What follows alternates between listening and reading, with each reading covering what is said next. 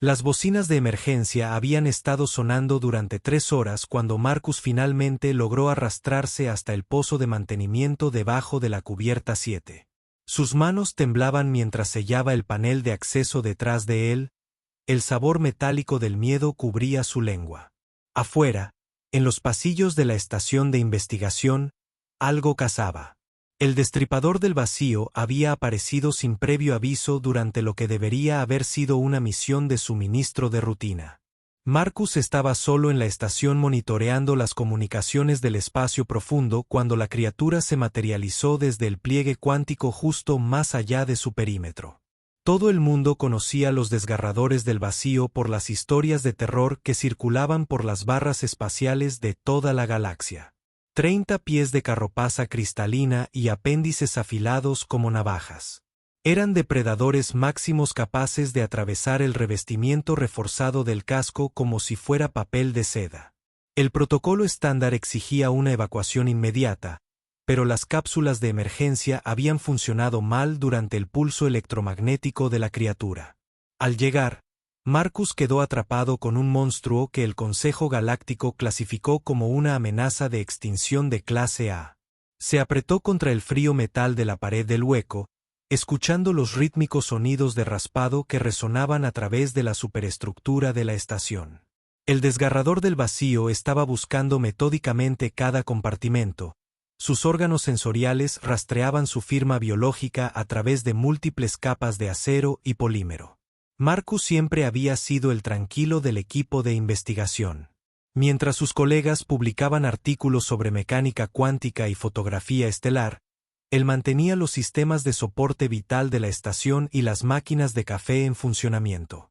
Nadie esperaba heroísmo por parte del chico de mantenimiento, y menos aún él mismo. Los sonidos de raspaduras se fueron acercando cada vez más. A través de una rejilla de ventilación, Marcus vio por primera vez directamente a la criatura. Su cuerpo se parecía a una enorme araña cristalina cruzada con una mantis rapaz. Todos ángulos agudos y gracia depredadora. Patrones bioluminiscentes pulsaron a lo largo de su carropaza en ondas hipnóticas. Según las bases de datos de xenobiología, esos patrones indicaban una agresión extrema y un modo de caza. Pero algo parecía estar mal. La criatura se movía con un extraño movimiento vacilante, y uno de sus apéndices traseros se arrastraba ligeramente al pasar directamente debajo de su escondite. Marcus notó lo que parecían marcas a lo largo de su flanco, marcas de quemaduras de armas de energía. La constatación lo golpeó como un golpe físico. Este no era un desgarrador del vacío de caza. Estaba herido, posiblemente moribundo, y probablemente había buscado refugio en el primer espacio cerrado que pudo encontrar. El pulso electromagnético no había sido un ataque. Había sido un reflejo defensivo de un animal aterrorizado. Marcus siempre había poseído una desafortunada tendencia hacia la empatía, incluso hacia cosas que fácilmente podrían matarlo. Su abuela lo había llamado su mayor debilidad y su rasgo más humano.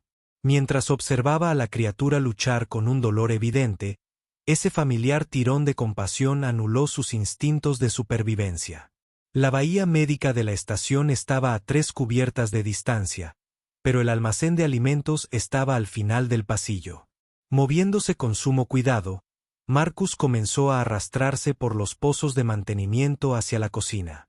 Si la criatura estaba tan gravemente herida como parecía, necesitaría sustento para sobrevivir.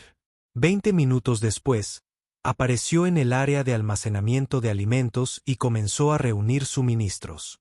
Los textos de xenobiología mencionaban que los desgarradores del vacío eran omnívoros, capaces de procesar tanto materia orgánica como ciertos compuestos minerales.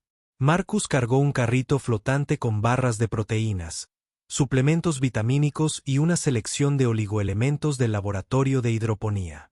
La parte más difícil fue llamar la atención de la criatura sin activar sus instintos depredadores. Marcus se posicionó en el otro extremo del pasillo principal y activó el sistema de intercomunicación. «Hola», dijo y su voz resonó en la estación vacía. «Sé que estás herido. Quiero ayudarte». Los ruidos de raspado cesaron inmediatamente. Marcus podía sentir el peso de la atención alienígena centrada en él a través de la distancia. Voy a dejar algo de comida en el centro. Sin trucos, sin armas, solo comida. Trabajando rápidamente pero con calma, Marcus organizó los suministros en pilas ordenadas a lo largo del área de reunión principal de la estación. Incluyó recipientes con agua e incluso arrastró uno de los botiquines médicos de emergencia, aunque dudaba que su contenido, diseñado para la Tierra, fuera compatible con la fisiología de la criatura. Luego se retiró a una distancia segura y esperó. El desgarrador del vacío apareció en la entrada del centro con un sigilo sorprendente para algo de su tamaño. Estudió la comida ofrecida durante largos minutos, inclinando la cabeza en ángulos que ninguna criatura terrestre podría lograr. Cuando finalmente se acercó, Marcus contuvo la respiración. La criatura probó todo, sus apéndices alimentarios trabajando con delicada precisión. Las barras de proteínas desaparecieron primero, seguidas por los suplementos minerales. Incluso investigó el botiquín médico, aunque dejó intacto el contenido. Cuando se completó la alimentación, el desgarrador de vacío giró en dirección a Marcus. Por un momento aterrador, sus miradas se encontraron a través de la extensión del centro. La mirada multifacética de la criatura contenía una inteligencia que los libros de texto nunca habían mencionado. Luego se acomodó en lo que solo podría describirse como una posición de descanso. Su masa bloqueaba el corredor principal, pero ya no cazaba activamente. Durante los días siguientes, se desarrolló una rutina. Marcus preparaba la comida y la dejaba en el centro. La criatura se alimentaría y luego regresaría a su lugar de descanso elegido cerca de la esclusa de aire principal. Los patrones bioluminiscentes a lo largo de su carapaza cambiaron de rojos y naranjas agresivos a azules y verdes más fríos que Marcus interpretó como satisfacción. El equipo de rescate llegó 6 días después, con sus barcos repletos de potencia de fuego suficiente para arrasar una pequeña luna. Encontraron a Marcus leyendo tranquilamente en la plataforma de observación, mientras una amenaza de extinción de clase adormitaba pacíficamente en el pasillo de abajo. ¿Estás loco? La capitana Rodríguez exigió ayuda mientras sus marines se preparaban para asaltar la estación. Esa cosa podría haberte matado 100 veces. Marcus miró a su improbable compañero, que ahora mostraba signos de recuperación de sus heridas. La cabeza de la criatura se giró hacia él con lo que solo pudo interpretar como reconocimiento. Tal vez, respondió Marcus, pero a veces las cosas más peligrosas solo necesitan que alguien les muestre un poco de amabilidad. Cuando las naves de evacuación partieron, el destripador del vacío lo siguió a una distancia respetuosa. Su propia nave biológica aparentemente se había curado junto con su cuerpo.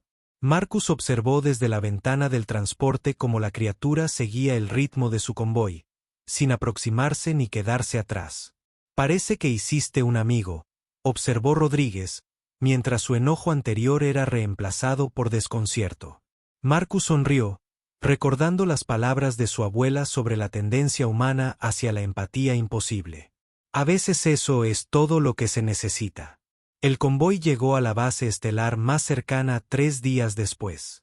El destripador del vacío mantuvo su posición de escolta hasta el final, y solo partió cuando el transporte de Marcus estuvo atracado de manera segura, pero no antes de realizar lo que solo podría describirse como una exhibición de despedida.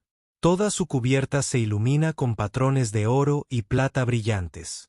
Marcus nunca volvió a ver a su amigo extraterrestre, pero los espaciales de todo ese sector comenzaron a informar avistamientos inusuales.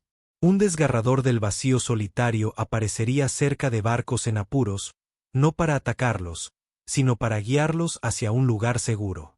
La criatura parecía particularmente atraída por las embarcaciones que transportaban humanos solitarios que realizaban trabajos peligrosos en la profunda oscuridad.